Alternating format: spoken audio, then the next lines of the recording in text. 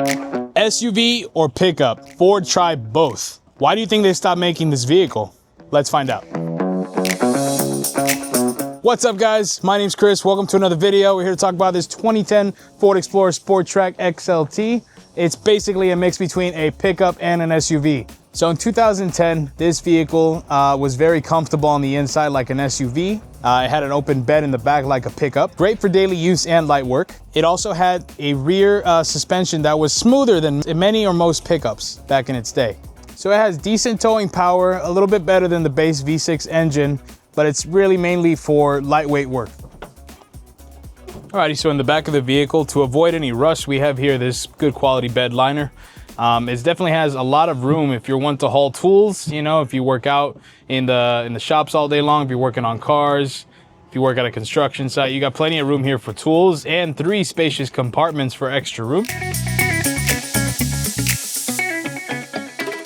Alrighty, so yeah, the interior looks good.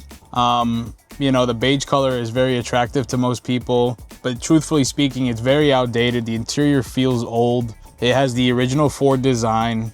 The dashboard itself is very outdated, made out of cheap plastic. Aside from that though, it looks like it's been well maintained. Everything's in pretty good condition so far, but it's definitely not up to date. So my question is, why did Ford stop making this vehicle? Well, one of the biggest complaints that this design has is that the bed is pretty small compared to most large pickup trucks. It's about 4 feet long. Doesn't really haul a lot compared to larger loads. If you're going to the beach, yeah, it makes a great pickup truck, but other than that, it's too small compared to your average truck. So from my understanding, back in 2010, when this Sport Trac was in its prime, the Ford F-150 started gaining popularity. Obviously, as you can see here, because it's a larger vehicle, larger room in the bed for larger tools, and it was definitely stronger when it came to towing. So with the 4.6 V6 engine, it definitely feels slow and outdated compared to the F-150. So a lot of transmission failures were reported on this design, along with hard shifting at high mileage.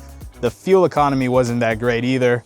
It was definitely worse for an all-wheel drive V8 engine. So this vehicle is mainly discontinued because it wasn't enough truck for truck buyers, wasn't enough SUV for SUV buyers. The F-150 definitely dominated everything back in its day. Americans wanted larger trucks. So yes, people wanted a real pickup or a real SUV.